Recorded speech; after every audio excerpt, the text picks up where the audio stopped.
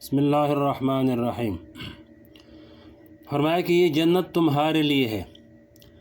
ہمارے حضرت ڈاکٹر عبدالحی صاحب رحمۃ اللہ علیہ فرمایا کرتے تھے کہ الحمدللہ جنت مومنوں کے لیے تیار کی گئی ہے، صاحب ایمان کے لیے تیار کی گئی ہے۔ اگر تم اللہ جل شانہ پر ایمان رکھتے ہو تو یقین کرو کہ وہ تمہارے لیے ہی تیار کی گئی ہے۔ ہاں البتہ اس جنت تک پہنچنے کے لیے اور اس کے راستوں کی رکاوٹوں کو دور کرنے کے لیے تھوڑا سا کام کرنا ہے۔ بس وہ کام کر لو تو انشاءاللہ وہ جنت تمہاری ہے اور تمہارے لیے تیار کی گئی ہے۔ اللہ تعالیٰ اپنی رحمت اور اپنے فضل و کرم سے ہم سب کو جنت عطا فرمائے، آمین۔ ایک روایت میں آتا ہے کہ حضرت سعید بن مسیب رحمۃ اللہ علیہ جو بڑے درجے کے تابعین میں سے ہیں اور بڑے اولیاء اللہ میں سے ہیں، حضرت ابو ہریرہ رضی اللہ تعالیٰ عنہ کے شاگرد ہیں، وہ فرماتے ہیں کہ ایک مرتبہ میں اپنے استاد حضرت ابو ہریرہ رضی اللہ کے ساتھ جمعہ کے دن کسی بازار میں چلا گیا۔ ان کو کوئی چیز خریدنی تھی، چنانچہ بازار جا کر وہ چیز خرید لی۔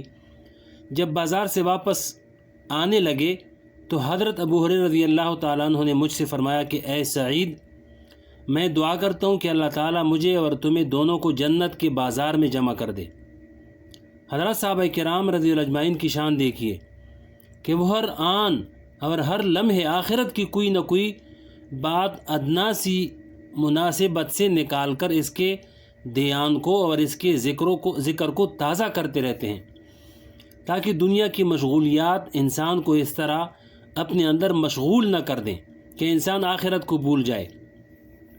لہذا دنیا کا کام کر رہے ہیں، بازار میں خریداری کر رہے ہیں، اور خریداری کے دوران شاگرد کے سامنے یہ دعا کر دی۔ فرمایا کہ جنت کے اندر بازار۔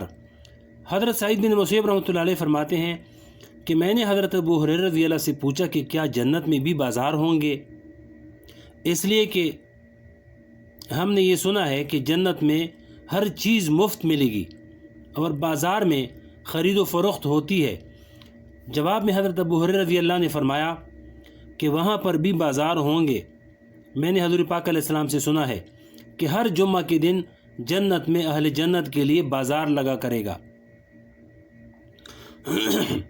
پھر اس کی تفصیل حضور پاک علیہ السلام نے یہ بیان فرمائی کہ جب اہل جنت میں چلے جائیں گے اور سب لوگ اپنے اپنے ٹھکانوں پر پہنچ جائیں گے اور خوب عیش و آرام سے زندگی گزار رہے ہوں گے، اور وہاں ان کو اتنی نعمتیں دی جائیں گی کہ وہاں سے کہیں اور جانے کا تصور بھی نہیں کریں گے، تو اچانک یہ اعلان ہوگا کہ تمام اہل جنت کو دعوت دی جاتی ہے کہ وہ اپنے اپنے ٹھکانوں سے باہر آ جائیں اور ایک بازار کی طرف چلیں۔ چنانچہ اہل جنت اپنے اپنے ٹھکانوں سے باہر نکلیں گے اور بازار کی طرف چل پڑیں گے۔ وہاں جا کر ایک ایسا بازار دیکھیں گے جس میں ایسی عجیب و غریب اشیاء نظر آئیں گی جو اہل جنت نے اس سے پہلے کبھی دیکھی نہیں ہوں گی، اور ان اشیاء سے دکانیں سجی ہوں گی لیکن خرید و فروخت نہیں ہوگی، بلکہ یہ اعلان ہوگا کہ جس اہل جنت کو جو چیز پسند ہو وہ دکان سے اٹھا لے اور لے جائے۔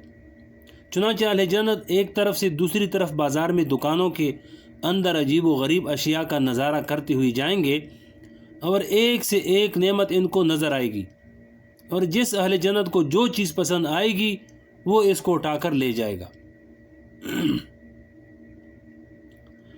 فرمایا کہ جنت میں اللہ تعالیٰ کا دربار۔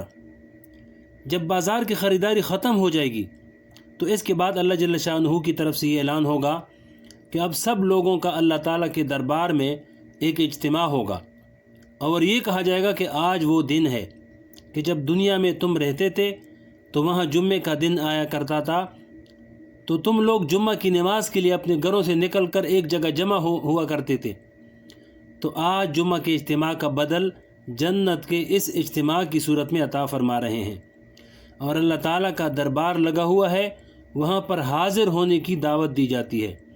چنانچہ تمام اہل جنت اللہ تعالیٰ کے اس دربار میں پہنچیں گے۔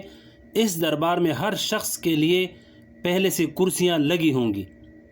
کسی کی کرسی جواہر سے بنی ہوگی، کسی کی کرسی سونے سے بنی ہوگی، کسی کی کرسی موتیوں سے بنی ہوگی، اور کسی کی کرسی چاندی سے بنی ہوئی ہوگی۔ اس طرح حسب درجات کرسیاں لگی ہوں گی۔ جو شخص جتنا اعلیٰ درجے کا ہوگا اس کی کرسی اتنی شاندار ہوگی۔ ان پر اہل جنت کو بٹھایا جائے گا، اور ہر شخص اپنی کرسی کو اتنا اچھا سمجھے گا کہ اس کو یہ حسرت نہیں ہوگی کہ کاش مجھے ویسی کرسی مل جاتی جیسے فلاں شخص کی کرسی ہے، کیونکہ اس جنت کے عالم میں غم اور حسرت کا کوئی تصور نہیں ہے، اس لیے اس کو عمدہ کی خواہش ہی نہیں ہوگی۔ اور جنت میں جو سب سے کم رتبے کے لوگ ہوں گے، ان کے لیے کرسیوں کے ارد گرد مشک و عنبر کے ٹیلے ہوں گے، ان ٹیلوں پر ان کی نشستیں مقرر ہوں گی۔ اس پر ان کو بٹھا دیا جائے گا۔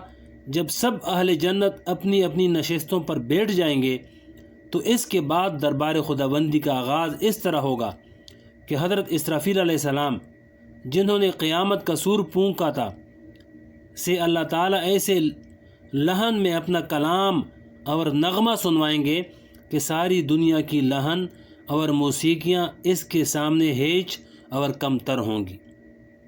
آگے اور بھی تفسیر ہے کہ مشک و زعفران کی بارش، تو وہ انشاءاللہ اگلے ویڈیو میں سنائیں گے۔